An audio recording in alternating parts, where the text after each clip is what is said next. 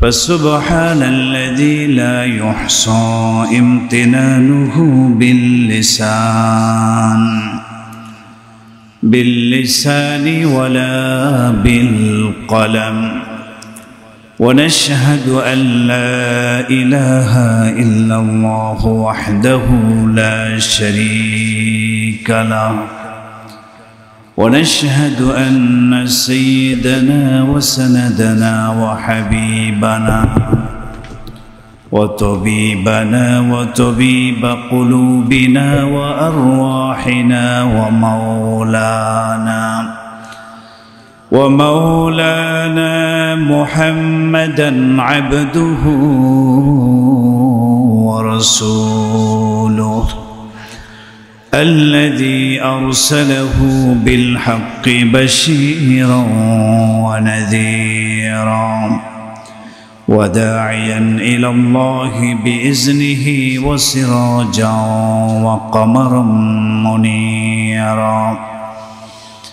أما بعد فقد قال الله تبارك وتعالى في كلامه المجيد وفرقانه الحميد: أعوذ بالله من الشيطان الرجيم. بسم الله الرحمن الرحيم. إن في خلق السماوات والأرض واختلاف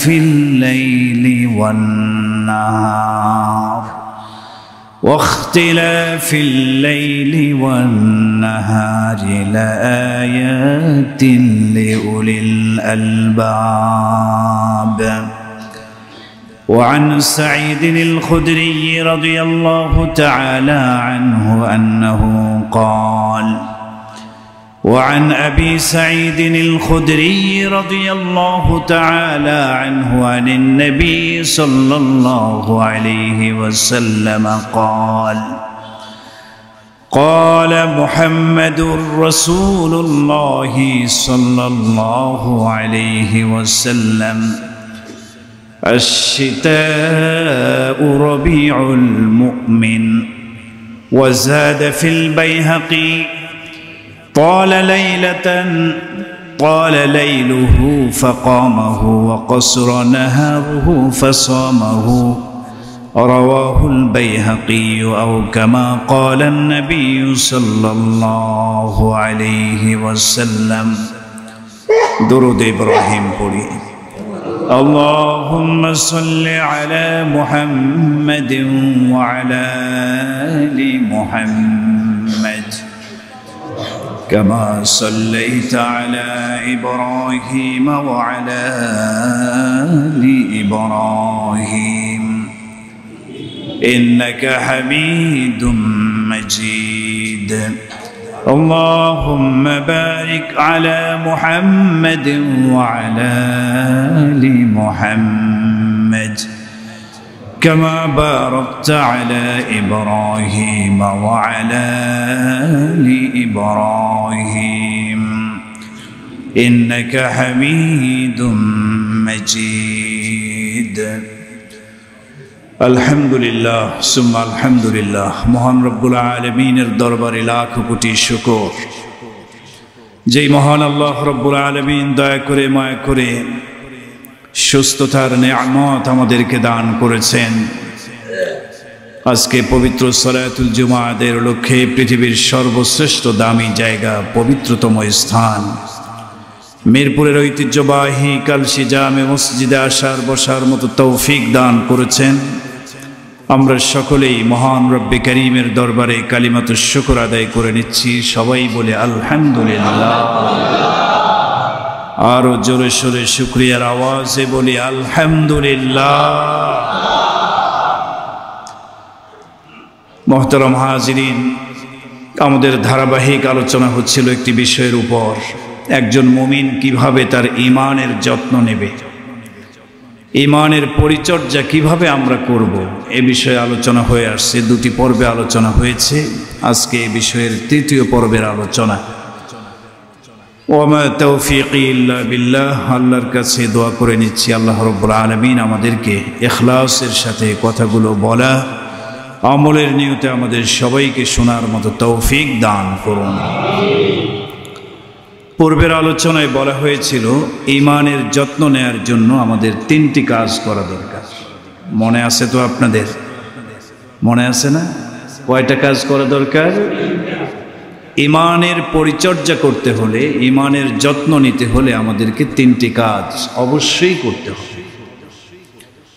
number 1, ঈমান ভঙ্গের কারণগুলো সম্পর্কে জানতে হবে, সেগুলি থেকে নিজের ঈমানকে বাঁচায় রাখতে হবে। এই পয়েন্ট নিয়ে আলোচনা হয়েছে। দ্বিতীয় আরেকটি বিষয় আমাদের জন্য জরুরি, ঈমান বৃদ্ধি করার কিছু উপায় আছে, কারণ আছে। ঈমান বৃদ্ধির উপায়সমূহ জানতে হবে এবং সর্বাত্মকভাবে চেষ্টা করতে হবে নিজের ঈমান বাড়ানোর জন্য। ঈমান বাড়ে এবং কমে, বুখারীর হাদিস, ইয়াজিদু ওয়া ইয়ানকুসু, ঈমান বাড়ে এবং ঈমান কমে। তো ঈমান বৃদ্ধির কিছু কারণ আছে, উপায় আছে, ওগুলো জানতে হবে এবং আমাদের ঈমান বাড়ানোর চেষ্টা করতে হবে। নাম্বার 3, পূর্ণাঙ্গ মুমিনের কিছু আলামত, কিছু নিদর্শন, কিছু বৈশিষ্ট্যের কথা কোরআনে কারিমে মহান আল্লাহ পাক রব্বুল আলামিন বলেছেন, বিস্তারিতভাবে বিভিন্ন আয়াতে বিভিন্ন সূরায় সেগুলি তুলে ধরেছেন। এ বিষয়গুলো আমাদের জানতে হবে।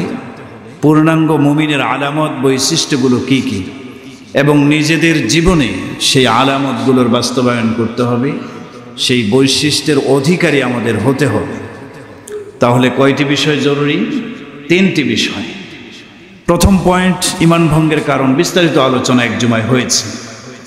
দ্বিতীয় পয়েন্ট নিয়ে গত জুমায় আলোচনা শুরু হয়েছিল, ঈমান বৃদ্ধির উপায় কয়টি, কি কি কি কি আমলের মাধ্যমে আমাদের ঈমান বৃদ্ধি পাবে, এ বিষয়ে আলোচনাটা শুরু হয়েছে।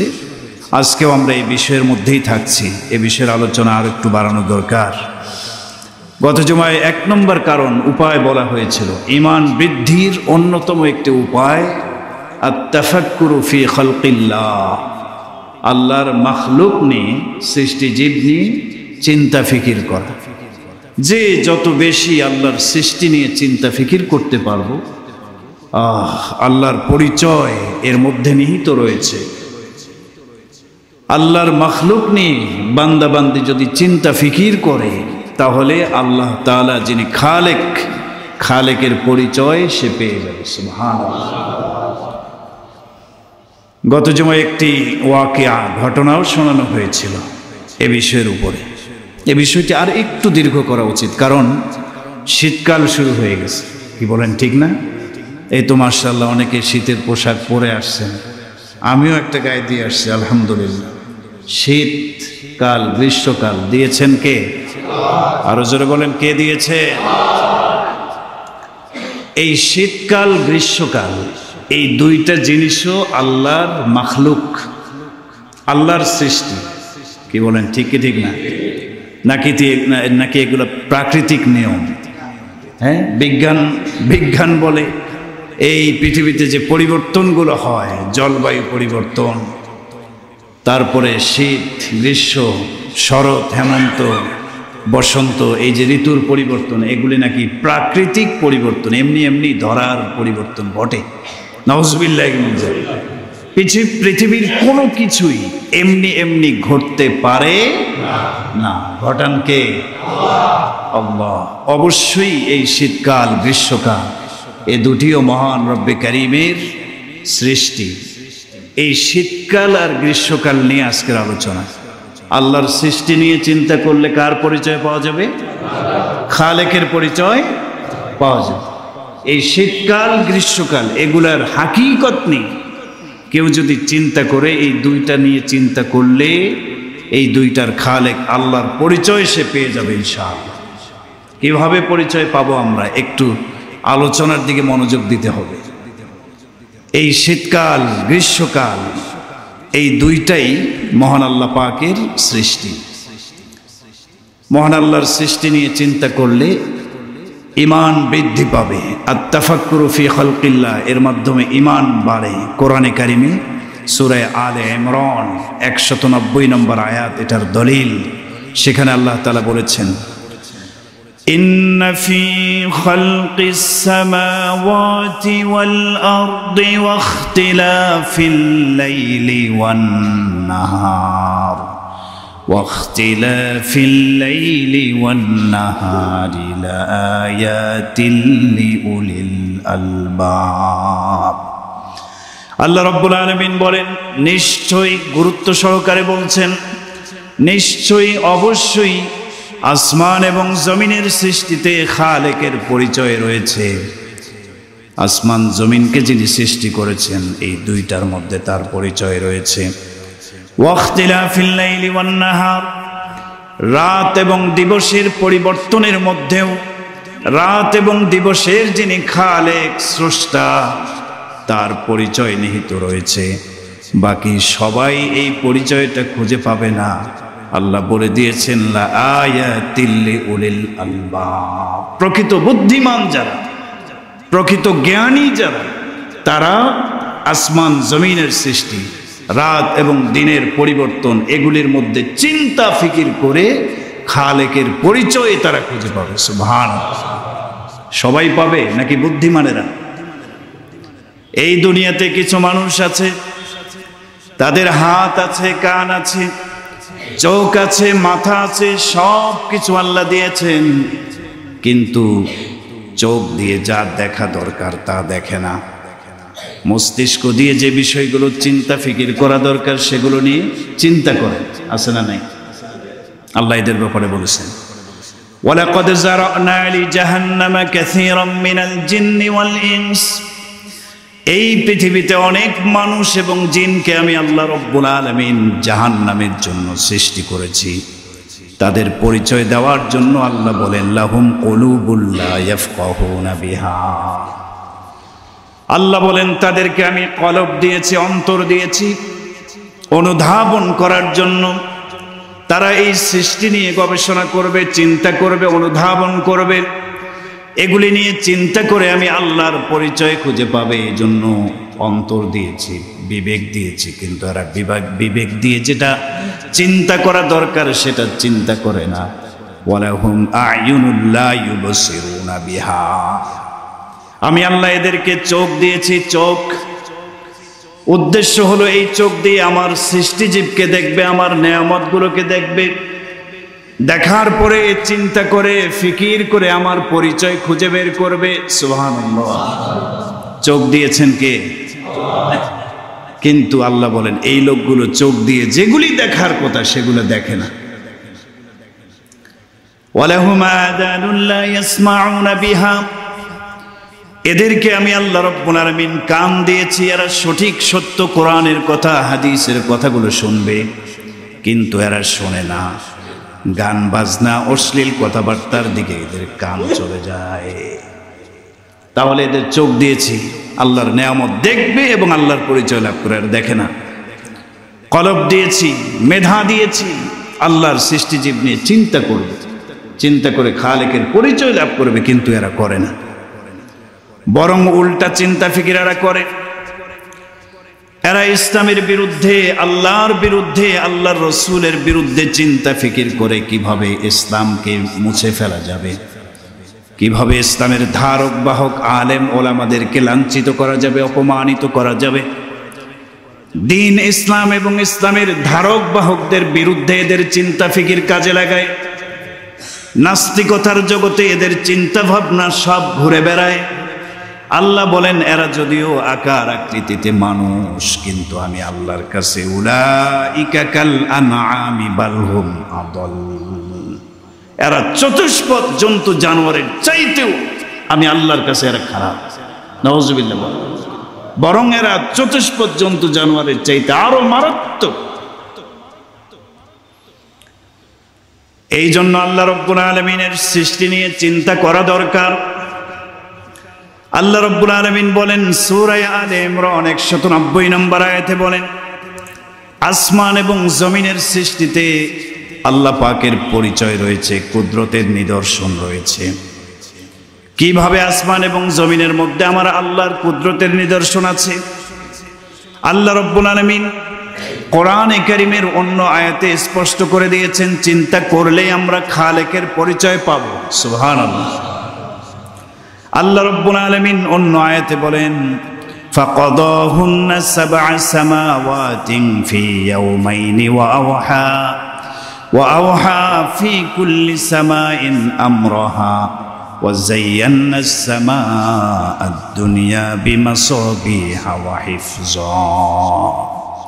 আল্লাহ তাআলা বলেন, এই জমিন সৃষ্টি করার পরে আল্লাহ রাব্বুল আলামিন সপ্তম আকাশ সৃষ্টি করেছেন ফি ইয়াওমাইন, 2 দিন সময় নিয়ে। কয়দিন সময় নিয়ে? আসমান জমিন এবং এতদূরের মাঝখানে যা কিছু আছে, কোরআনের অন্য আয়াতে আল্লাহ বলছেন ফি সিত্তাতি আইয়াম, 6 দিনে আল্লাহ সৃষ্টি করছেন। সুবহানাল্লাহ বলেন। একটু সময় নিয়ে করছেন আর কি।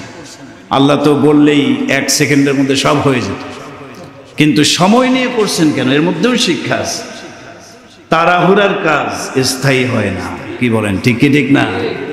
আল্লাহ যদি সময় নিয়ে কাজ করতে পারে, তো আপনি আমি কি ক্ষমতাওয়ালা হয়ে গেছি, হুটহাট কাজ করে ফেলবো? পরামর্শ ছাড়া হতে পারে? ধৈর্যের সাথে কাজ করতে হবে, এটা শিক্ষা। আল্লাহ রাব্বুল আলামিন বলেন, 2 দিনে সপ্তম আকাশ আল্লাহ সৃষ্টি করেছেন। ওয়া আওহা ফি কুল্লি সামাইন আমরাহা, এরপর প্রত্যেক আসমানে আল্লাহ রাব্বুল আলামিন তার নির্দেশনা জারি করে দিলেন।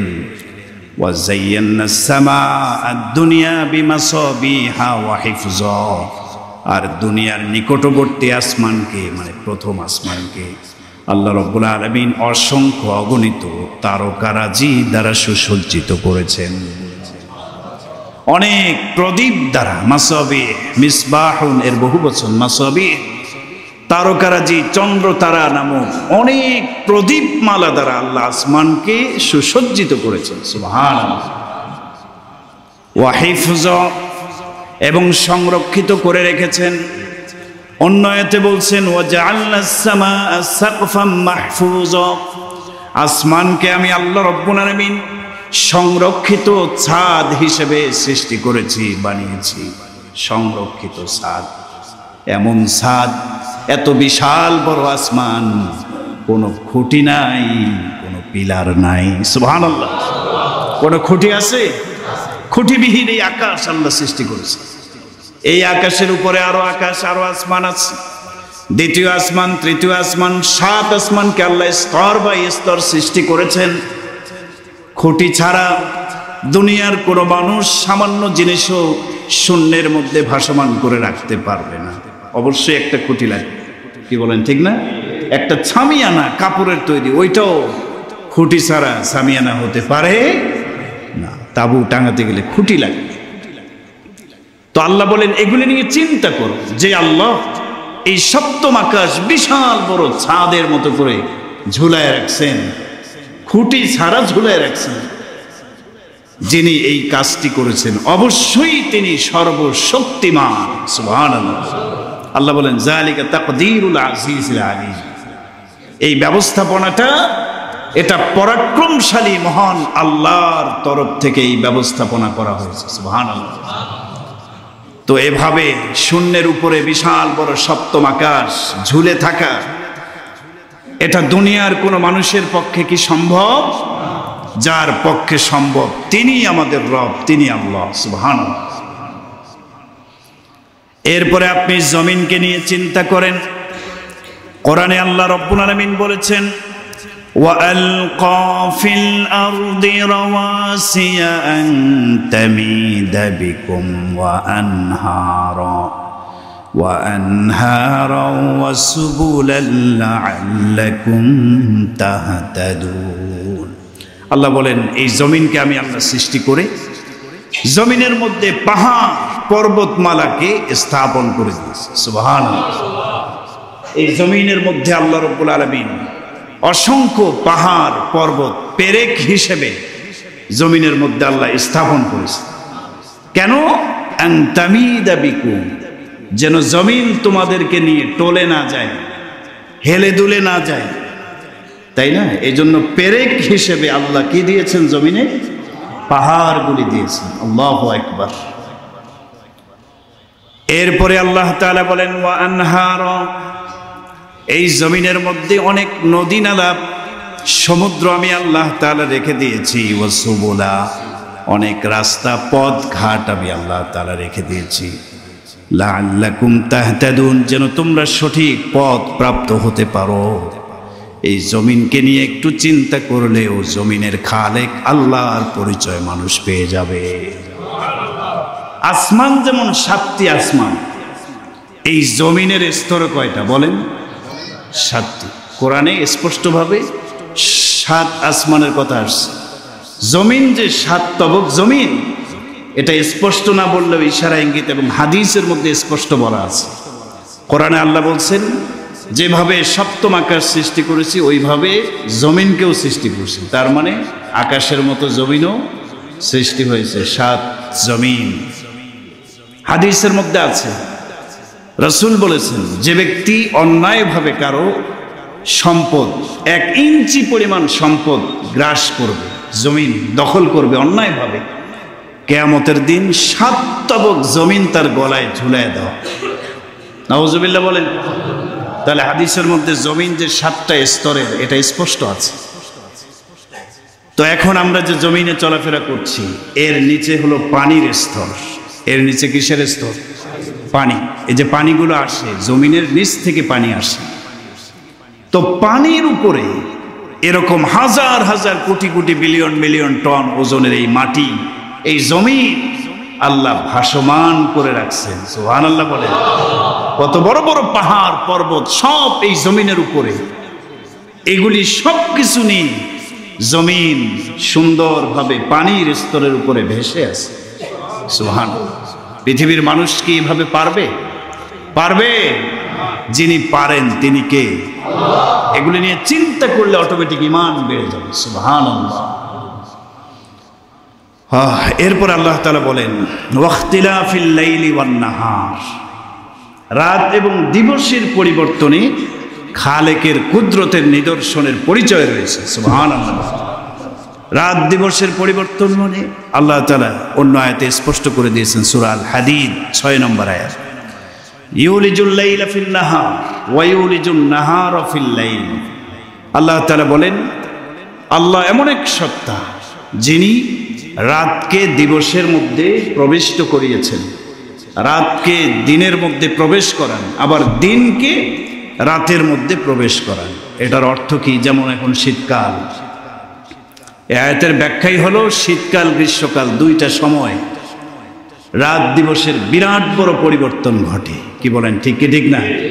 এখন শীতকাল, এখন রাত লম্বা হয়ে গেছে, দিন কি হয়ে গেছে? দিন আনুমানিক প্রায় 10 ঘন্টার মতো ছোট, আর রাত হয়ে গেছে 14 ঘন্টা। তাহলে দিনের থেকে আরো 2টা ঘন্টা কোথায় প্রবেশ করেছে? রাতে প্রবেশ করেছে। এই প্রবেশ করিয়েছেন কে? ইউলিজুল লাইলা ফিন নাহার। আল্লাহ বলেন রাতকে দিনের মধ্যে আমি আল্লাহ প্রবেশ করাই দিই। আবার দিনকে না, এখন তো দিনকে রাতের মধ্যে প্রবেশ করিয়ে দিয়েছে এবং রাত বড় বানিয়ে দিয়েছে। কিন্তু গরমের মৌসুমে খেয়াল করেন, সেখানে রাত বড় হয়ে যায়, দিন ছোট হয়ে যায়। কি বলেন? ঠিক না? না না, দিন বড়, রাত ছোট। হ্যাঁ, গরমের সময়ে রাত কি হয়ে যায়? ছোট, দিন হয়ে যায়। তাহলে ওখানে রাতের কিছু অংশ আল্লাহ দিনের মধ্যে ঢুকায় দিয়েছে। বিষয়টা কি ক্লিয়ার হয়েছে? রাত দিনের মধ্যে আর দিন রাতের মধ্যে। এই যে প্রবেশ করিয়ে দিলেন, এখন দিন ছোট হয়ে গেছে, রাত বড় হয়ে গেছে। পৃথিবীর কোনো মানুষ কি পারবে এই পরিবর্তনকে আবার পরিবর্তন করে এই সময়ে, হ্যাঁ, দিনকে বড় বানাবে, রাতকে ছোট বানাবে শীতকালে? পৃথিবীর কেউ কে আছে? পারবে? জোরে বলেন, পারবে? আল্লাহ এই পরিবর্তন করেছেন। এই পরিবর্তনকে পরিবর্তন করার কোনো ক্ষমতা মানুষের নাই। তো মানুষের ক্ষমতা নাই, ক্ষমতা আছে কার? এগুলো নিয়ে চিন্তা করলে ঈমান বেড়ে যাবে, ঈমান বেড়ে যাবে। এই শীতকাল গ্রীষ্মকাল আল্লাহ পাকের বিরাট 2টি নেয়ামত। এই যে শীত শুরু হয়েছে, এই শীতকাল, শীত এবং গ্রীষ্মের রহস্য কি? এই যে ঠান্ডা, এখন ঠান্ডা অনুভব করতেছি, ঢাকা শহরের মানুষও আমরা শীতের পোশাক গায়ে দিয়ে আসছি। শীতকাল আসলে শরীর ঠান্ডা হয়ে যায়। এটার কোরআন এবং হাদিসের রহস্য কি বলা হয়েছে? এটার রহস্য কি? বিজ্ঞান বিভিন্ন কিচ্ছা কাহিনী গল্প গুজব করে। বিজ্ঞানের গল্প গুজব আর ছোটবেলায় দাদি নানিদের মুখের গল্প এক, কি বলেন ঠিক না? বিজ্ঞান দিনে এক কথা কয়, রাতে গিয়ে আবার আরেক কথা কয়। একবার বলে পৃথিবী ঘোরে, আবার কিছুদিন পর গবেষণা করে কয় না সূর্য ঘোরে। কি বলেন? হ্যাঁ, বিজ্ঞানের মধ্যে ভুল হতে পারে, কোরআন এবং সুন্নাহর কোনো তথ্যে কোনো ভুল হতে পারে না। সুবহানাল্লাহ।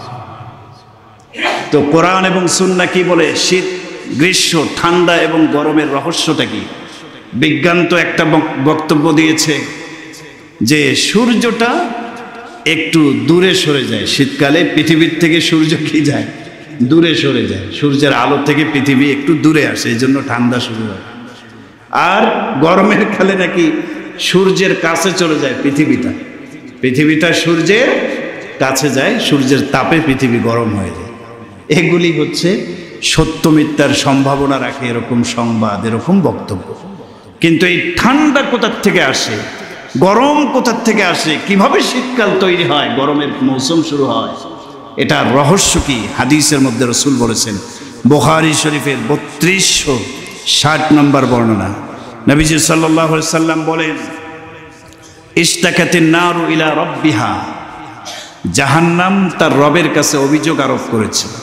কি আরোপ করেছে? অভিযোগ। অভিযোগটা কি? ফাকালাত ইয়া রাব্বি আকালা বা'দি বা'দা, জাহান্নাম আল্লাহর কাছে অভিযোগ করে বলতেছে, আল্লাহ, আমার উত্তপ্ততা এত বেশি, আমি জাহান্নাম, আমার মধ্যে আগুন আছে, জাহান্নামের আগুন। আর নারের একটা স্তর আছে, এই আগুনের উত্তপ্ততা এত বেশি, আল্লাহ, আমার এক অংশ আর এক অংশকে গ্রাস করে ফেলতেছে, খেয়ে ফেলতেছে।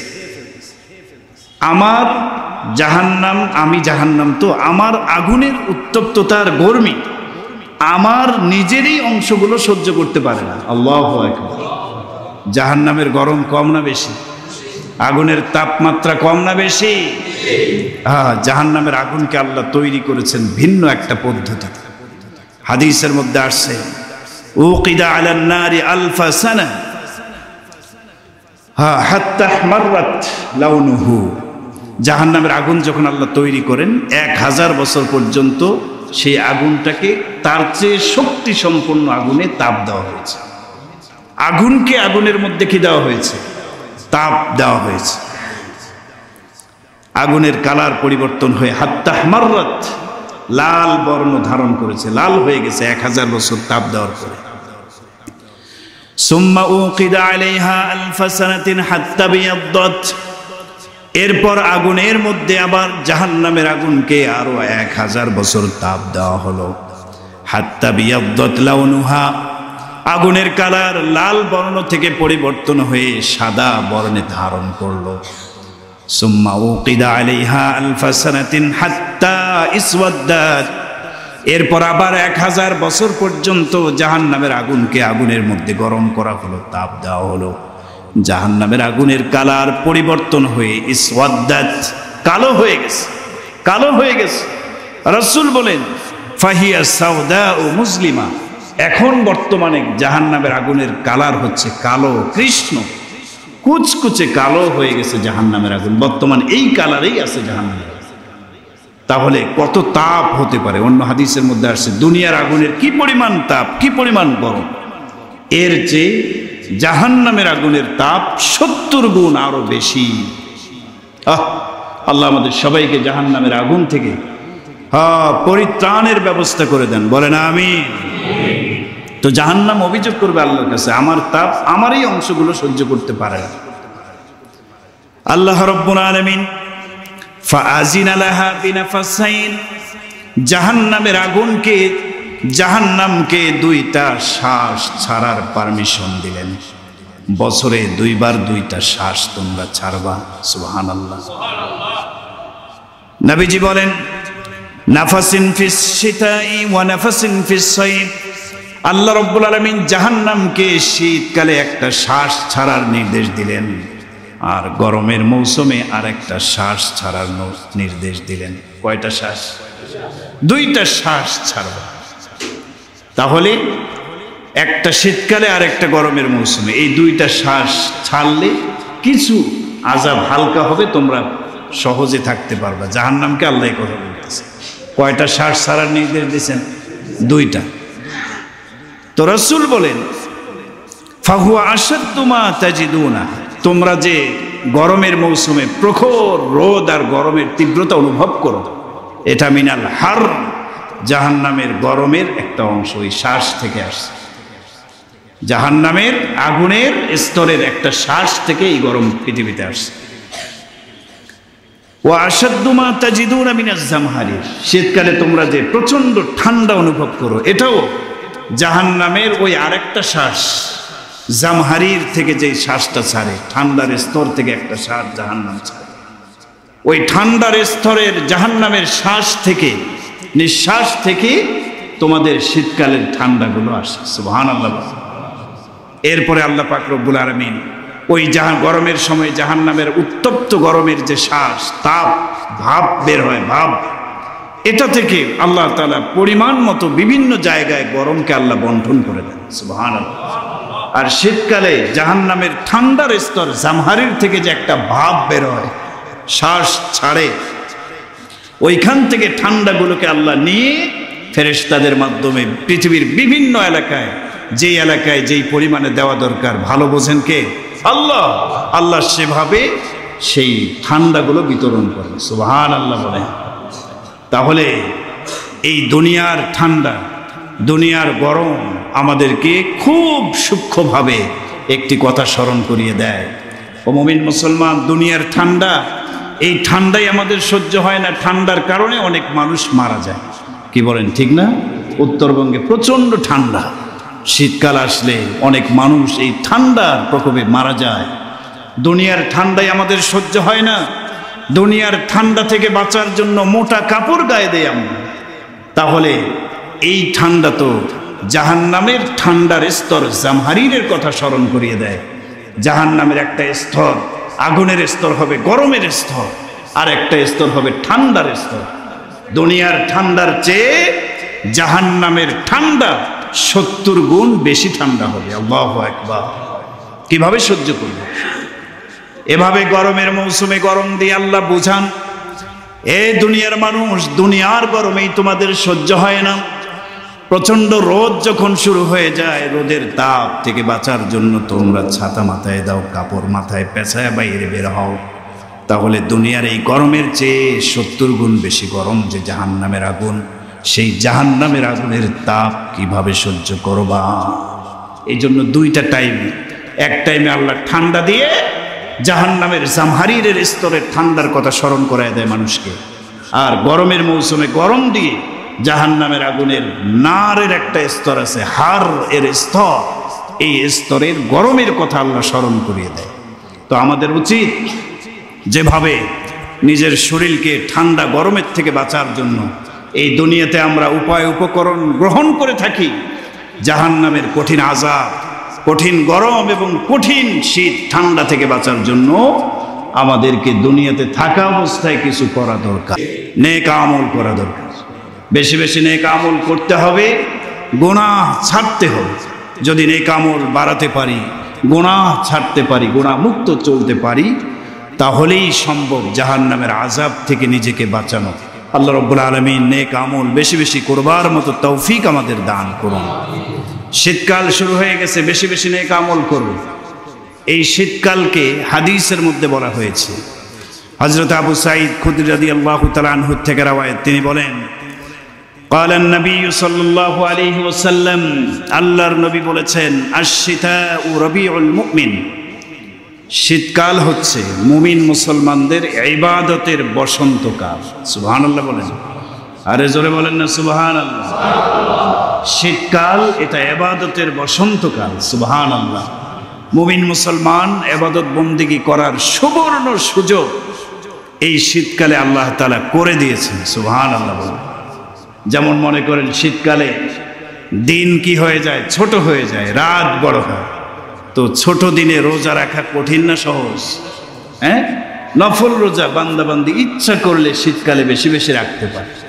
রমাদান মাসে অনেকে রোজা কাজা হয়ে গেছে, এই রোজাগুলো শীতকালে ছোট ছোট দিন, অল্পতে শেষ হয়ে যায়, 10 ঘন্টা। কি বলেন, ঠিক না? তো এই ছোট দিনে রোজা রাখা কঠিন না সহজ? সহজ। আবার ওদিকে রাত দীর্ঘ, রাত লম্বা শীতকালে। এই লম্বা রাত, এই রাতে আমরা কোরআনে কারীম থেকে বেশি বেশি তেলাওয়াত করতে পারবো। এক হাদিস, এক বর্ণনার মধ্যে আসছে, রাসূল আরবি সাল্লাল্লাহু আলাইহি ওয়াসাল্লামের একজন সাহাবী উবাইদ বিন উমাইর, তিনি বলেন, ইদা জা আশ-শীতা, যখন শীতকাল আসে, ক্বালা, তিনি তখন বলতেন, লোকদেরকে ডেকে ডেকে বলতেন, ইয়া আহলাল কুরআন, হে কোরআন প্রেমিকেরা, হে মুমিন মুসলমান কোরআন প্রেমিকেরা, শীতকাল এসেছে। তালা লাইলুকুম, তোমাদের রাত লম্বা হয়ে গেছে। লিকিরাতিকুম আল কোরআন, সুবহানাল্লাহ, কোরআনে কারীম তেলাওয়াত করবা, এই জন্য রাত লম্বা। লম্বা রাতের শুরুটা কোরআনে কারীম থেকে তেলাওয়াতের মধ্য দিয়ে শুরু করো, সুবহানাল্লাহ। 2-4 ঘন্টা কোরআন তেলাওয়াত করার সুযোগ আছে রাতের বেলা, সুবহানাল্লাহ।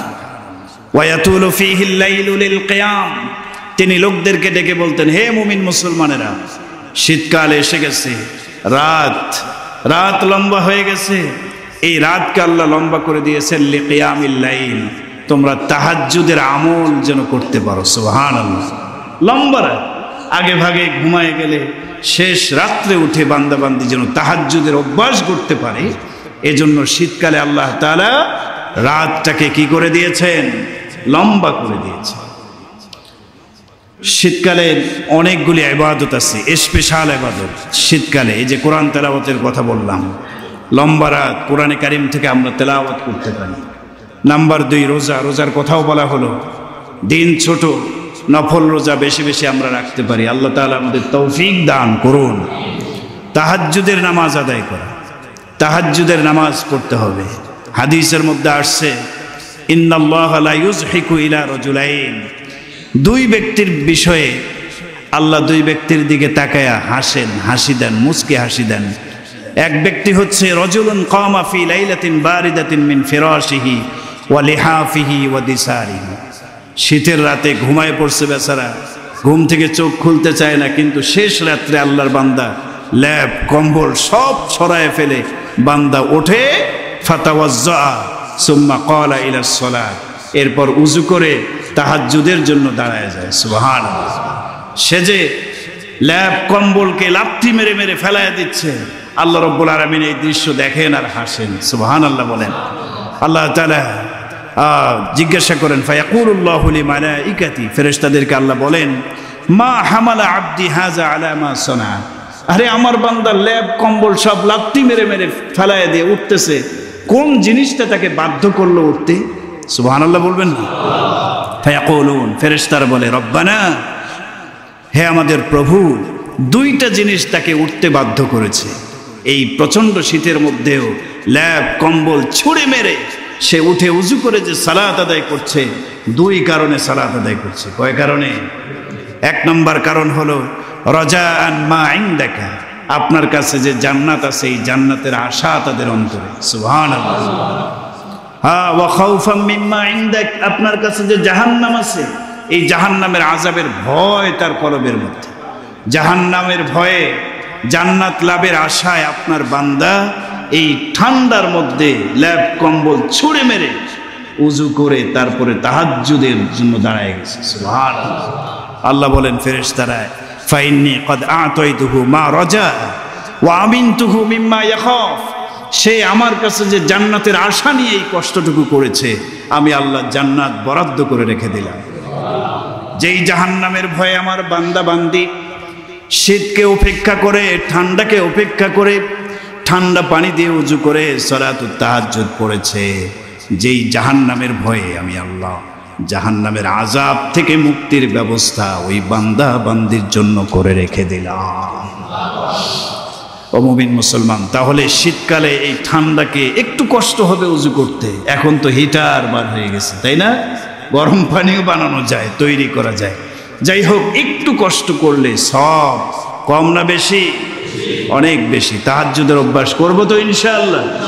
বলে হুজুর ফজরেই তো পড়ি না, তাহাজ্জুদ আবার পড়বো কেমনে?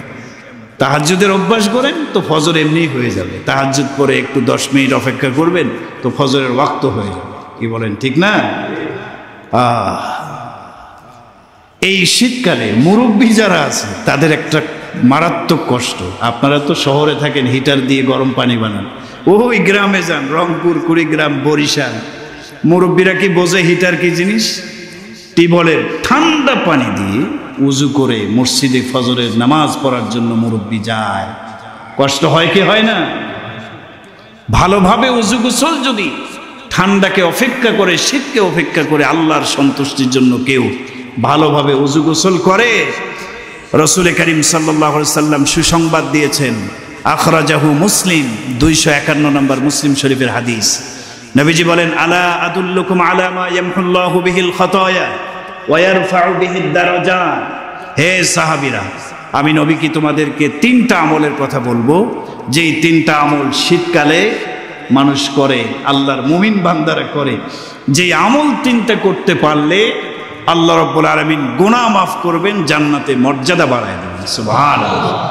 মুসলিম শরীফের সহিহ হাদিস। সাহাবা ইকরাম বললেন, ক্বালু বালা ইয়া রাসূলুল্লাহ, ওগো আল্লাহর নবী, এরকম আমলের আশায় তো আমরা থাকি, বলেন সেই আমলগুলো কি? আল্লাহর নবী বললেন, ইসবাগুল ওযুই আলাল মাকারি। যখন উযু করতে কষ্টসাধ্য হয়ে যায়, উযু করা যখন কষ্টকর হয়, ওই কষ্টের মুহূর্তে ভালোভাবে পরিপূর্ণরূপে উযু করা। সুবহানাল্লাহ। 1 নম্বর আমল, কষ্টের সময়ে ভালোভাবে উযু করা। কষ্ট কখন হয়? শীতকালেই তো উযু করতে কষ্ট হয়, ঠান্ডা পানি।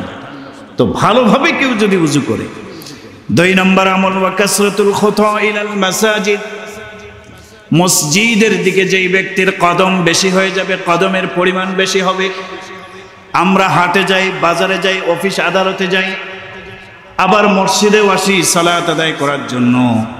চেষ্টা করতে হবে মসজিদের দিকে আসা যাওয়ার জন্য আমার কদম যেন বেড়ে যায়। সুবহানাল্লাহ। আমার কদম যেন আমি মসজিদের দিকে বেশি ফেলাই, বেশি বেশি ফেলাই। তো এটা 2 নম্বর আমল, ঠান্ডাকে অপেক্ষা করে মসজিদের দিকে বেশি বেশি যে আসা যাওয়া করবে, 5 ওয়াক্ত সালাতে আসা যাওয়া করবে। ওয়া ইন্তিজারুস সালাত বা'দাস সালাত, এক সালাতের পরে আরেক সালাতের অপেক্ষায় থাকবে। তার মানে আগে ভাগে মসজিদে এসে সুন্নত পড়ে ফরজের অপেক্ষায় থাকবে। অথবা আরেকটা ব্যাখ্যা হলো, 1 ওয়াক্ত নামাজ পড়ে সে গেছে, আরেক ওয়াক্তের অপেক্ষায়, কখন জোহরের আজান দেয়, আজানের অপেক্ষায় থাকবে। তাহলে 3টা আমল, সহজ আমল। কষ্টের সময় ভালোভাবে উযু করা, মসজিদের দিকে বেশি বেশি আসা যাওয়া করা। আর একটা আমল কি?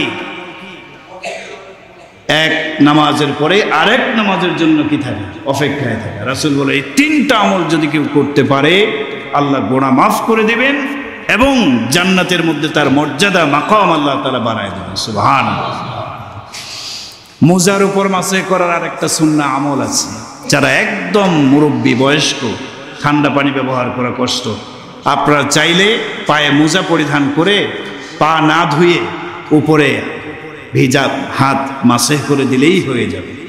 এজন্য 2টা শর্ত আছে। 1 নম্বর কথা হচ্ছে, মোজাটা চামড়ার হতে হবে। কিসের মোজা? চামড়ার মোজা। দ্বিতীয়ত কথা হলো, চামড়ার মোজা যদি না হয়, চামড়ার মোজার গুণ সম্পন্ন মোজা হতে হবে। তার মানে মোটা, কাপড়ের তৈরি কিন্তু মোজাটা কি?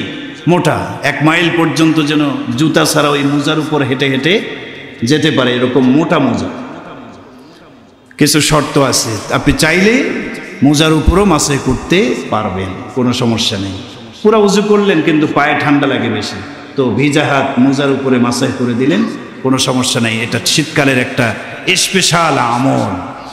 শীতের তীব্রতা থেকে বাঁচার জন্য আমরা একটা দোয়া পড়তে পারি। রাসূল শিখাইছেন, আল্লাহুম্মা আজিরনি মিন জামহারিরি জাহান্নাম।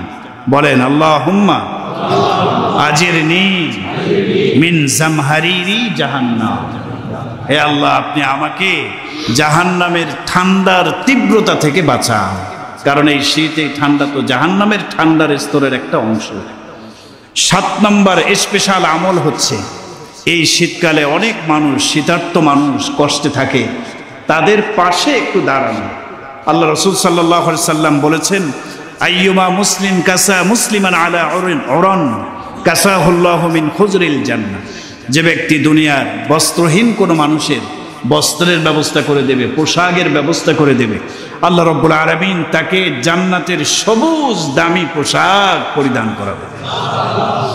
তো এই জন্য শীতকালের বিশেষ একটা আমল আমরা আমাদের সামর্থ্য থেকে ইনশাআল্লাহ গরিব অসহায় যারা ঠান্ডায় কষ্ট হয়, শীতে কষ্ট করছে, তাদের শীত বস্ত্র উপলক্ষে আমরা প্রত্যেকেই শরীক থাকব ইনশাআল্লাহ, যে যেভাবে পারি।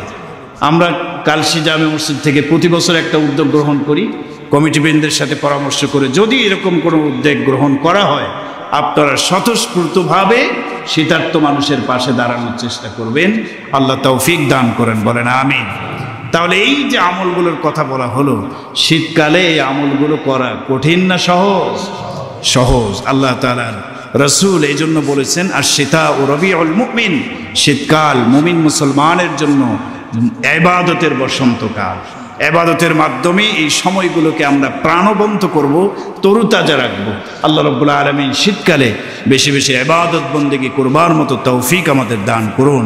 এবং শীত ঠান্ডা এই যে পরিবর্তন, এই পরিবর্তনটা ঘটিয়েছেন আল্লাহ, এগুলি নিয়ে চিন্তা করা, তাহলে আমাদের তাফাক্কুর ফি খালকিল্লাহ এর মাধ্যমে ঈমান বৃদ্ধি পাবে। আল্লাহ রাব্বুল আলামিন এসব নিয়ে চিন্তা ফিকির বেশি বেশি করার, ঈমান বাড়ানোর মতো তৌফিক দান করুন। ওয়া আখিরু দাওয়ানা আলহামদুলিল্লাহি রাব্বিল আলামিন। যারা সুন্নাত পড়েন, 4 রাকাত কাবলার জন্য সুন্নাত পড়েন।